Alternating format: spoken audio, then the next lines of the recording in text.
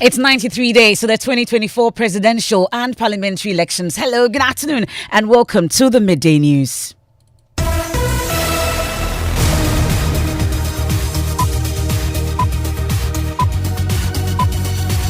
The Midday News is live on Joy 99.7 FM here in Accra and Kumasi. We're on Love 99.5 FM live on myjoyonline.com. We're live in all 16 regions. Flow FM in Aflao, Sun City Radio in Keta, Kekeli Radio in Ho, A1 Radio in Bolgatanga. We are live on X Spaces. We're on Facebook. The Midday News is supported by Petrol Soul Platinum Energy, energizing dreams. This afternoon, the presidency is denying allegations of an illegal land takeover from the Ghana International School. The Inspector General of Police has been ordered to institute a formal investigations into the issue. Excavator that was attempting to come there because they said they had engaged them to come and dig an excavation for a fence wall. So that convinced us that these people were really trying to take our land. We have details for you. Plus, a property owner goes after some land guards for pulling down his 18-bedroom apartment with no tangible reason at Cantonment. The next thing we want to do is to seek legal redress, right? Maybe we'll have to pursue civil action against whoever did this to us. Also coming up, former minority leader Haruna Idrisi pushes for the impeachment of President Akufo-Addo, accusing him of failing to end the Galamsey menace. There is no potent solution to ending Galamsey than an impeachment of President Akufo-Addo. When we come back, I should begin filing a motion of censorship on the president, citing him for failing to manage Galamsey. More from him, plus the former chairman of the NDPC, Stephen Adey, also calling for a state of emergency. This is why some of us at this moment are lone voices doing the same, but there's a need for a collective voice of sanity. So it's not, Apawu people who say that one swallow does not make a summer. You want to stay for details of that. Also, Speaker of Parliament criticizes Joint Committee of Parliament's work on electrochem at Dar salt mining conflicts and issues new directives, including directing new committees of the House to investigate the matter. A failure to visit the site, the committee members had postponed until later on, contrary to the terms of reference given to the committee. 2. Inadequate stakeholder consultation. We'll get to hear from the company as well. We have sports. Ghana's journey to the 2025 AFCON begins today as the Black Stars face Angola in a tricky tie. And the NDC asserts that a peace pact alone won't ensure peace without justice and strict enforcement of the law as they meet with the National Peace Council and other political parties once again. Whether you sign the peace pact or not is not a guarantee for peace. Peace is a result of the attainment of justice. We have set out very clearly that we are not happy with what happened in 2020. That's and more in this afternoon's edition of the Midday News. I am Emefa. Apawu, please do stay on for details. And this is your home of independent, fearless and credible journalism. We're digging now, and the presidency this afternoon says it has no hand in any attempt to take over a land belonging to the Ghana International School illegally. Principal of the school on Monday alleged that some persons led by a man who identified himself as Chief Superintendent Ibrahim Opoku with a police VVIP unit stationed at the Jubilee House invaded the school land with building materials. Well, we can hear from the principal of the school, Frank Amponsa Mensah. The man in the Toyota Camry, he came and wrote his name. Chief Superintendent Ibrahim Opoku, VVIPU. That's what he wrote. And according to my people, he said he was from the office of the president. As to how true that is, we really don't know. And one of them even said that the man said, oh, this is the first trip, but they are bringing about 10 more trips of the sand. Of course, we were concerned. So there are people who started calling, etc. And so by the morning, we were quite unhappy with the situation. So we were preparing to come onto the scene. Then our people called again to say that there was an excavator that was attempting to come there because they said they had engaged them to come and dig an excavation for a fence wall. So that convinced us that these people were really trying to take our land. Frank Amponsah is the principal of the Ghana International School, GIS. Well, the Jubilee House has a response, and Presidential Affairs correspondent Elton Brobe joins me in studio with what more we're learning. What exactly is the explanation? So, Emefa, the statement says that the attention of the Office of the President has been drawn to an allegation that the office, acting through the head of the VVIP unit, has been involved in a dispute over a piece of land belonging to the Ghana International School. We wish to place on record the following. 1. The Office of the President does not have any interest whatsoever in the piece of land in question. 2. No officer, agent, or assigned has been directed to secure or interfere in any matter pertaining to the GIS land within cantonment. The said Chief Superintendent Ibrahim Opoku of the VVIP unit of the police or at the Jubilee House did his professional duty by handing over alleged encroachers and suspects to the cantonment police station when he chanced upon an altercation at the cantonment barrier on his way from work. And the chief superintendent submitted his credentials at the police station, as he is enjoined to do as part of a standard operating procedure in such situation. In the light of the above, the Office of the President has made a formal complaint to the Inspector General of Police to investigate the entire matter. Meanwhile, we call on the general public to disregard as false any statement to the contrary.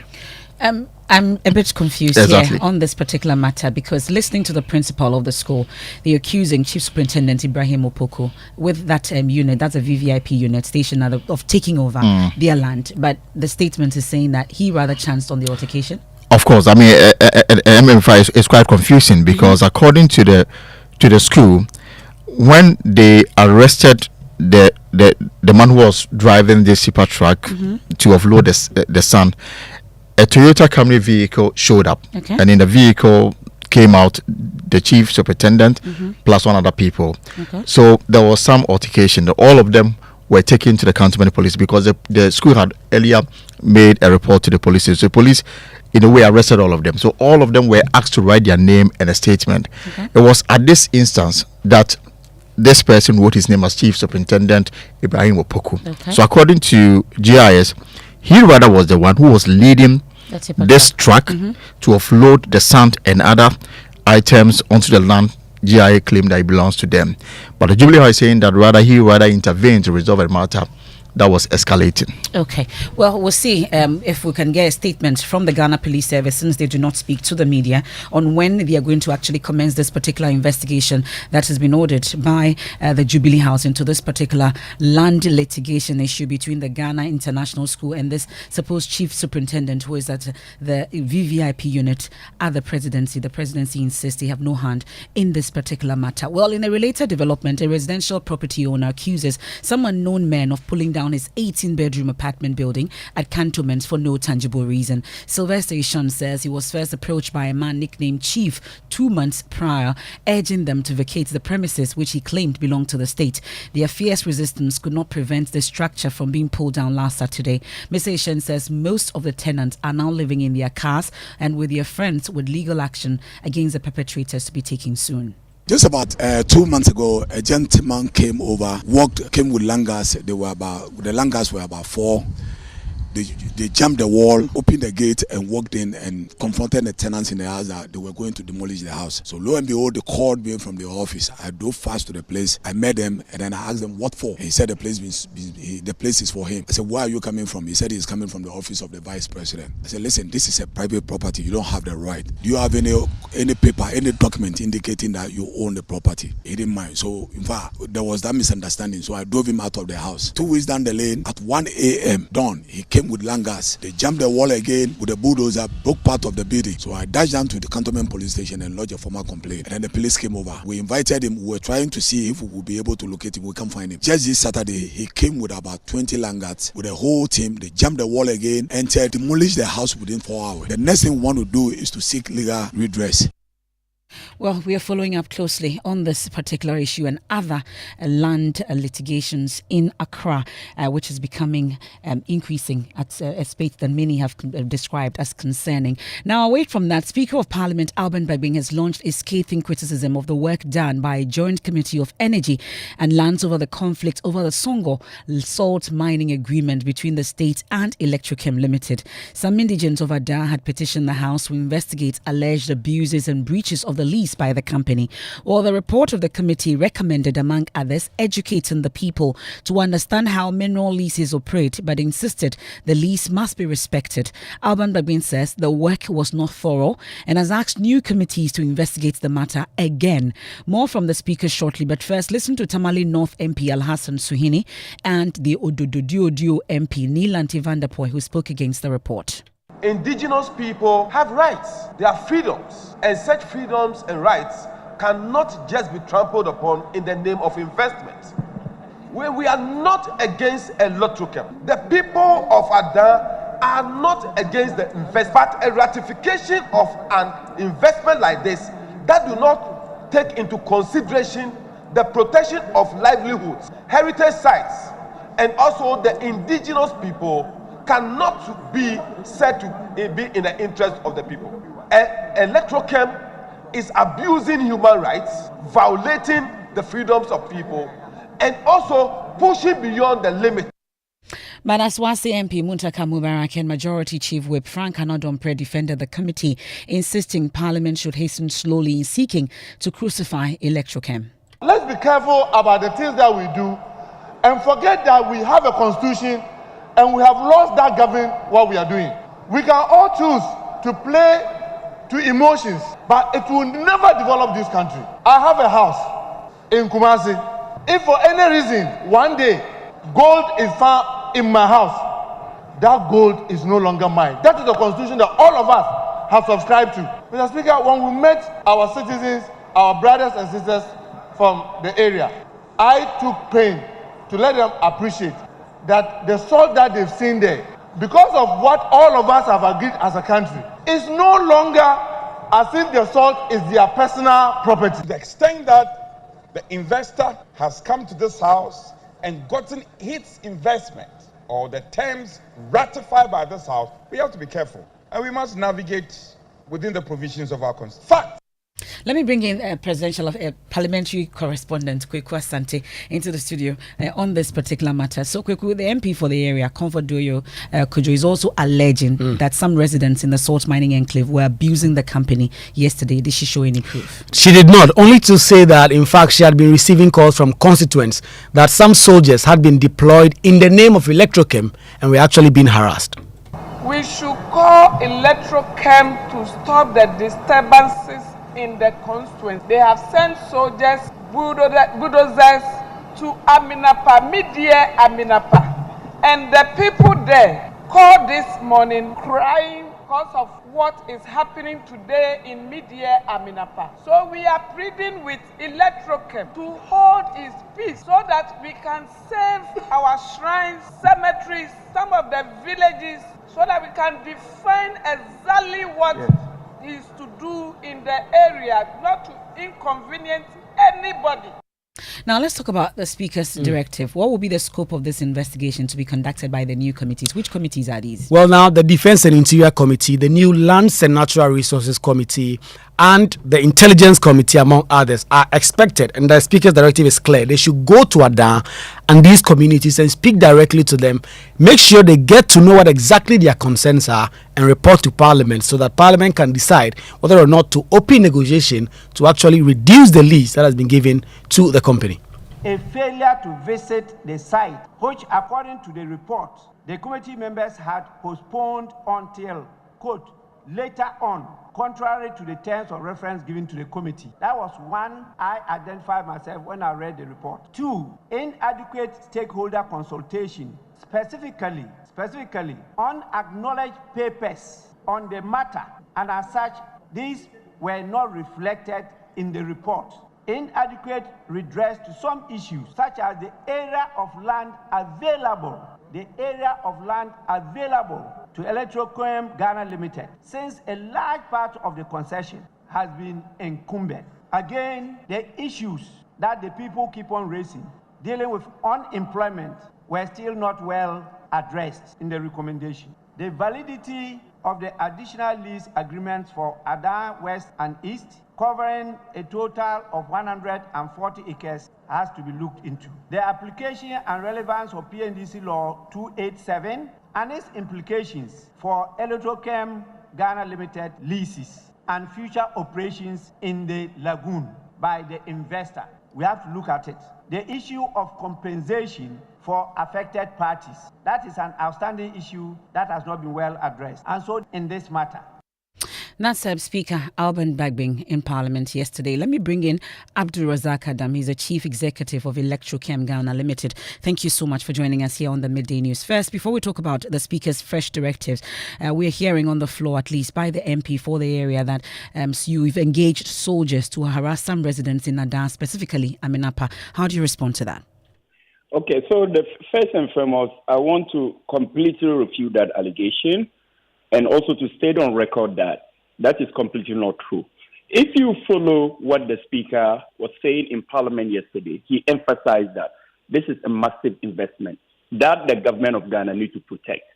You can have an investor injecting $120 million into a project and allow it to very few people to torpedo or try to bring the investment down. So what is happening is the fact that there is a police and there is also a military base in the area that is on standby to make sure that workers are not harassed. The police or the military have not attacked anybody. The shrine, the protected site, the inhabitants and other areas have not been touched by Electrochem. Electrochem has no intention whatsoever of uprooting anybody or for that matter, destroying any shrine. On the contrary, we have actually taken it as a responsibility to carve out and then build walls around some of these shrines that they talk about to make sure that the Ramses site, the shrine and all that are not attacked or for that matter, disturbed by the work we are doing there. Work is going on quietly with comprehensive community engagement with the chiefs and what have you. A lot of the, some of the people that are opposed to this, especially some of our lawmakers, have not even gone to the ground to even ascertain what is going on. They have not visited communities. Most of the things they are saying are anonymous calls. Okay. People that have met them privately and telling them stuff. They have to come on the ground and then get into the communities. And you will realize that almost 99% of the chiefs are for this project. Well, the speaking MP of and whatever, they are responsible to their people. So they should get down to the ground and listen to their people. Okay. They should coordinate with their chief or a traditional leader, the traditional council. And then you would realize that this project has a massive acceptance by the people. I'm glad you're making reference to the fact that people should come onto the ground and ascertain for themselves what exactly is happening there. Yesterday, in the Speaker's directive, the decision that more committees should investigate this matter, he's tasked the MPs to go onto the ground and actually engage residents. Do you first agree with the Speaker's decision that more committees should investigate this matter? Absolutely, absolutely. Because what will come out of the investigation is the fact that overwhelming majority of the people, the chief, the opinion leaders, and then the youth group, the women group and whatnot, want development in this area. And they are solidly behind this project. You cannot stand in the House of Parliament to make allegations that human rights have been abused, people have been attacked, when you have not even come to the project ground. So I totally support the Speaker's stand on that. Okay, but already we are told that you are implementing the recommendations of the Mines and Energy Committee that previously undertook this particular investigation. So to us, we see community engagement and for that matter, answering to the need of the people of Ada as a core responsibility. We do not see it as a corporate social responsibility that is given a lip service. To us, it's actually the reason why we exist as a company. So in reference to that, we made available 2,000 acres of land, 1,000 acres for community farms, which we are constructing for the community free of charge, and also supplying them with free brine to be able to do their manufacturing or their production side by side Electrochem. Okay. We understand that that is not enough.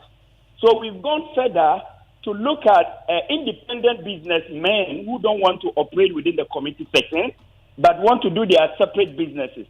We further allocated 1,000 acres to the outgrower scheme. Okay. So through the outgrower scheme, individuals are allowed to come forward and then they are allocated land to do it. Okay. For the sake of time, my apologies. Abdul Razak Adam is the Chief Executive Officer of Electrochem Ghana Limited. We'll leave it here for now. Of course, we'll get to dig in further on this particular issue. Now, the former minority leader Haruna Idrisu is pushing for impeachment processes against President Akufo-Addo for what he describes as his failure to stamp out Galamsey. The Tamale South MP says he hopes to get 2/3 of Parliament to back his action in the next sitting as his way of fighting the menace. Renewed calls for the illegal mining to stop was triggered by water crises in the Ashanti and Central regions. Lands and Natural Resources Minister promised a crackdown in hotspots yesterday, but has yet to update the public with details on what exactly has been done so far. But Mr. Haruna Idrisu is laying the blame squarely at the door of the president, saying he's refusing to stop the menace, even though it lies in his power to do so.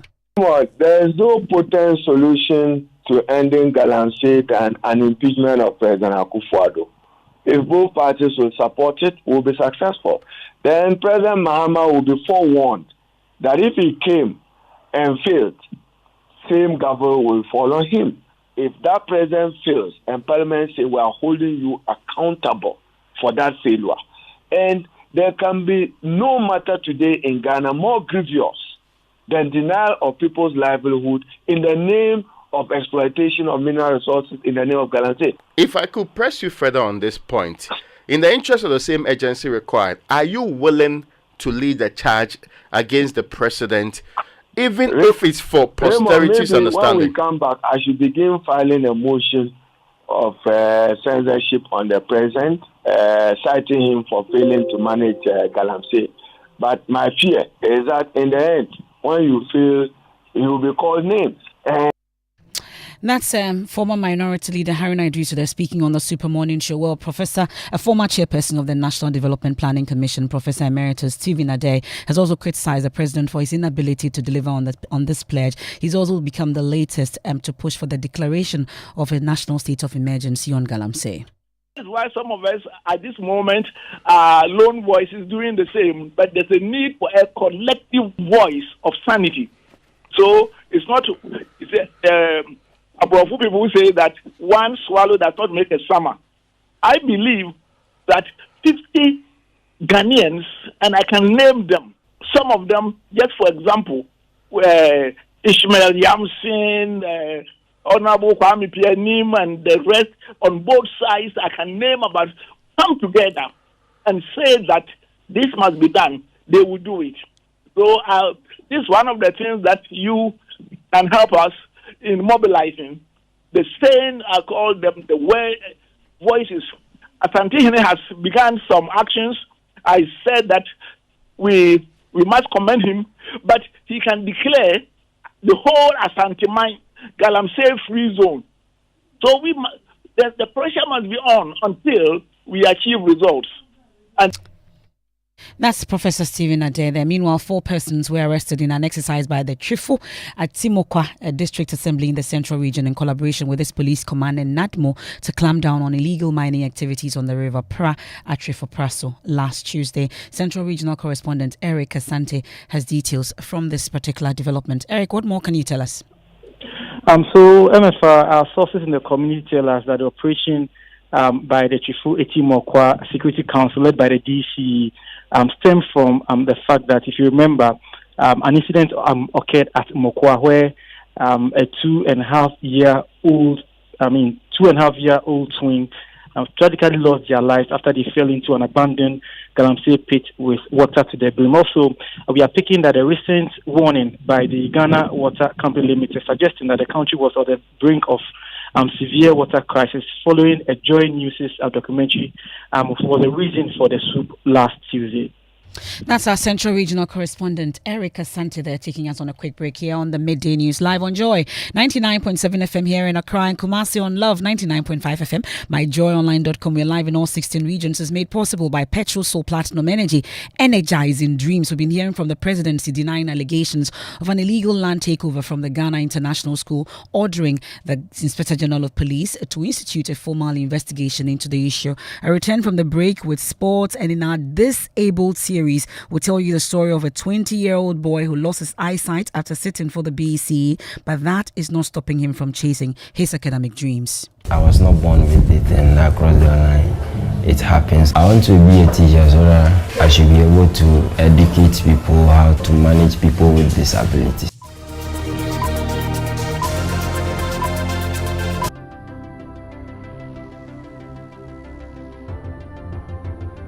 When budgets are tight and money difficult to come by, you want to be sure you get the best value for your money. These are not times to be spending money fixing expensive engine problems because of cheap fuel and lubricants. Drive to a petrol source station today and buy your quality fuel and lubricants, and rest assured of fuel that lasts long and lubricants that prevent expensive engine problems. Hear the sound.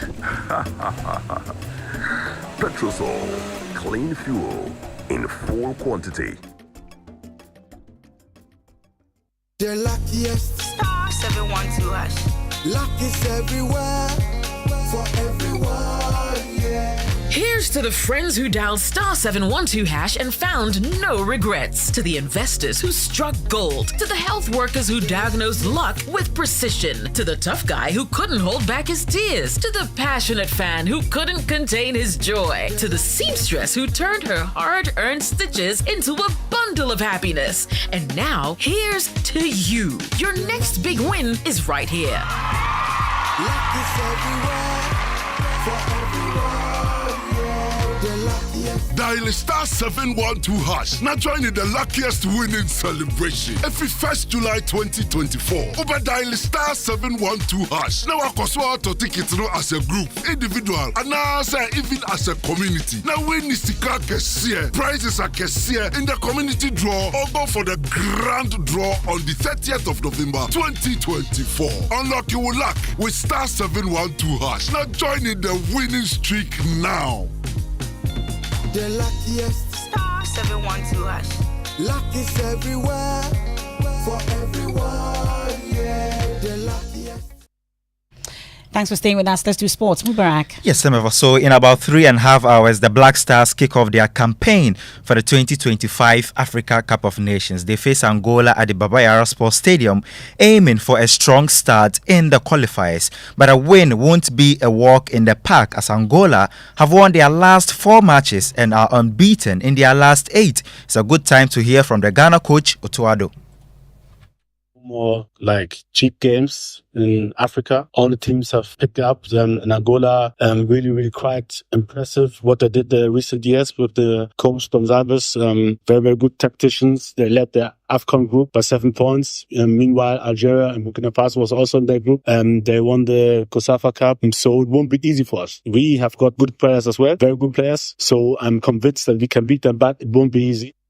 Yep, so Emefa, we've got live commentary for you at 4 p.m. with build-up beginning. Today? Yes. Okay. Build-up at 3 p.m. Do join us. Can't wait for that. Let's get into the election headquarters.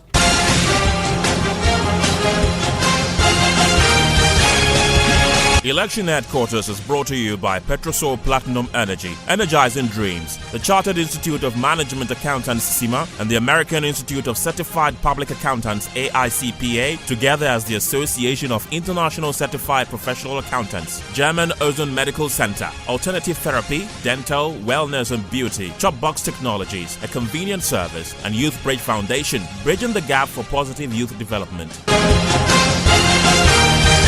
And this afternoon, we are focusing on the National Peace Council's attempt to get the political parties to sign that peace pact. The NDC says it still has reservations about the electoral process leading to Ghana's 2024 general elections. And we have details from that particular meeting. We can hear from the Executive Secretary of the Council, George Amo. So there are conditions, and at any mediation table, that is what happens.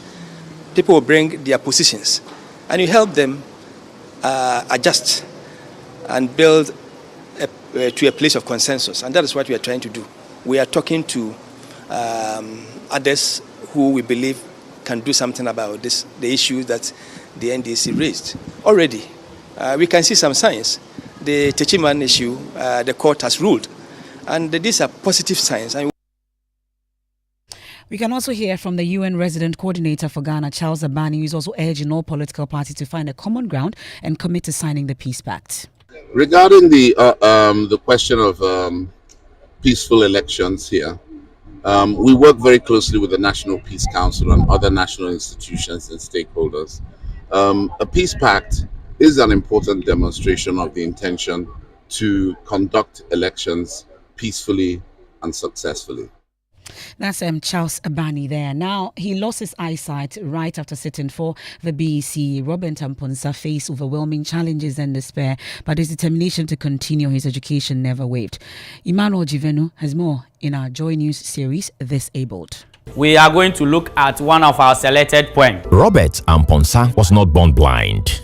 For 20 years, he has seen the beauty of the world and made a lot of memories with friends and family. Unfortunately, his sight failed him just after sitting for the Basic Education Certificate Examination, BCE. The eye is going small, so I decided to visit a hospital, and they told me that no matter what I'll do, it will go off. It left the young man constantly in tears, and the thoughts of having his eyes shut forever haunted him. At the ending of December, and both of the eye went off. It pains me a lot because I was not born with it, and across the line, it happens like this. His blindness at first made him question the essence of life and why he would continue going to school. But when Robert heard that Adidome SHS enrolled students with visual impairment, he had renewed energy to chase his dreams. I want to be a teacher so that I should be able to educate people how to manage people with disabilities. And that's Disabled series, and it's time for MNJ, rather sad stories. Yes, Emefa. So a Ugandan athlete, Rebecca Cheptegei, who was set on fire by her ex-boyfriend some days ago, unfortunately passed away, and this was confirmed by the Ugandan Olympic Committee president. And he posted that we've learned of the sad passing of our Olympic athlete following a vicious attack on her by a boyfriend. May her soul rest in peace. And that was by Donald Rukari. People have been sending in their messages, their condolences to the family. These issues about gender-based violence. Yes, and you know, she took part in the just ended Olympic Games, placed 44th there, and yeah, it's really sad. And why is Facebook blocking Galamsey stories? Yeah, I saw a couple of posts on that, but apart from that, Black Stars are also trending. You got any predictions? We still have our hearts in there, right? Yeah, we do. They are still trending. Well, let me read this last comment. So Kelvin says 2 hours before the time, you people should sit the players down and make them rewatch the match against Mali to see what they did. Yeah. Well, let's end it. And that's how we end today's edition of the Midday News. Words of Our Salvation, episode 4 with Pastor Mensa Otabil is up next. There's more when you log on to myjoyonline.com. I am Emefa Apawu. Thank you so much for your company. Have a good afternoon.